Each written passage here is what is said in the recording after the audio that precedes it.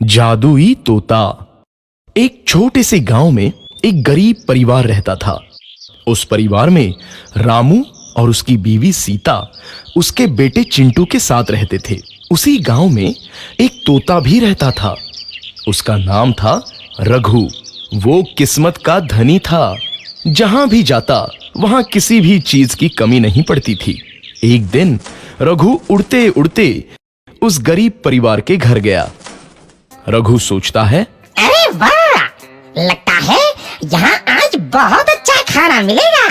मैं पेट भर के खाऊंगा। वो एक कटोरी में रखे अमरूद देखता है। अरे वाह, अमरूद, मुझे तो ये बहुत पसंद है। मैं तो इसे पेट भर के खाऊंगा। रघु तोता अमरूद खाने ही लगता है। तभी सीता रघु को अमरूद खाते देखती है तो गुस्सा हो जाती है और उसे वहां से भगा देती है। भाग यहाँ से, न जाने कहां से आ जाते हैं। मैं तो परेशान हो गई हूं इनसे।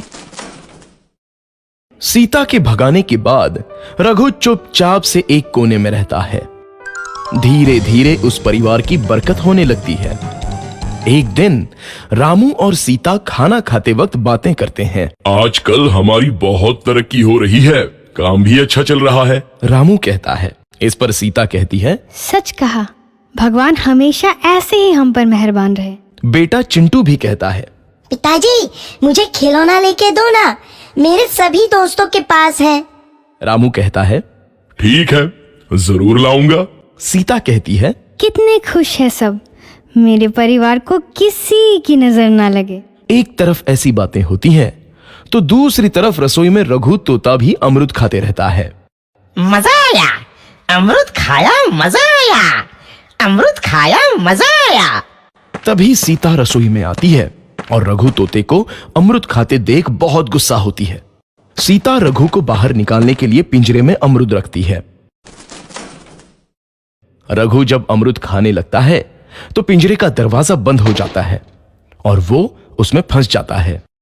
मुझे बाहर निकालो, मैं यहाँ फंस गया हूँ, मुझे बचाओ। अगले दिन सीता पिंजरा उठाकर बाहर दूर उस रघु को छोड़ देती है। रघु के जाते ही उनके घर आई बरकत धीरे धीरे कम हो जाती है। उन्हें बहुत घाटा होता है। सीता कहती है, ये क्या हो रहा है? अचानक इतना कैसे बदल गया? अभी तक तो सब कुछ अच्छा चल रहा था। रामू कहता है, लगता है भगवान हम पर रूठ गए हैं। चिंटू भी कहता है, लगता है अब मुझे खिलौने भी नहीं मिलेंगे। और वो रोने लगता है और बाहर चला जाता है। कुछ दिन बाद रघु तोता फिर से उस घर में आता है। वापस आया, मैं वापस आया। अब मैं जमकर अमरूद खाऊंगा। रघु सीधा रसोई घर में चला जाता है और अमरूद खाने लगता है। कुछ देर बाद सीता रसोई में आती है और रघु को देख कहती है, एक तो घर में पहले से इतनी दिक्कत चल रही है और ऊपर से ये तोता मुझे और परेशान कर रहा है। सीता रघु को वहां से भगा देती है। रघु उड़कर किसी कोने में छुप जाता है। कुछ दिन बाद धीरे धीरे उस घर की बरकत वापस आने लगती है। काम भी अच्छे से चलने लगता है। एक रात जब रघु तोता अमरूद खाने जाता है तो पिंजरे में फंस जाता है। ये लोग आखिर चाहते क्या हैं? एक तोते को शांति से अमरूद खाने क्यों नहीं देते? मैं कौन सा चोरी कर रहा हूँ? बस अमरूद ही तो खा रहा हूँ। तभी रामू वहां आता है और पिंजरे में रघु तोते को देख उसे बाहर छोड़ देता है। ये तोता भी कितना जिद्दी है, बार बार वापस आ जाता है। जैसे ही रामू रघु को छोड़ देता है, अगले दिन से फिर से उनके घर की बरकत जाने लगती है। काम में घाटा होता है। किसी को समझ नहीं आ रहा था कि ऐसा क्यों हो रहा है। रघु तोता घर आता है तो अचानक बरकत आती है और जब रघु तोता को बाहर निकालते हैं तो बरकत चली जाती है। एक दिन सीता रघु तोते के घर आने और बाहर जाने की स्थिति पर नजर रखती है। ये तोता जब भी घर आता है तो घर में बरकत आती है और जैसे ही ये घर से बाहर जाता है तो उसी के साथ बरकत भी चली जाती है।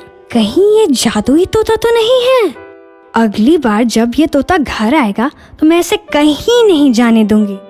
सीता रघु का बहुत इंतजार करती है लेकिन रघु तोता दोबारा उस घर में कभी नहीं आता।